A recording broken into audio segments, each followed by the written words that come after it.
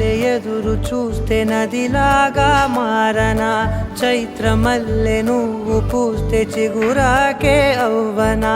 నన్నే వరించే యువరాజును అంట, నీ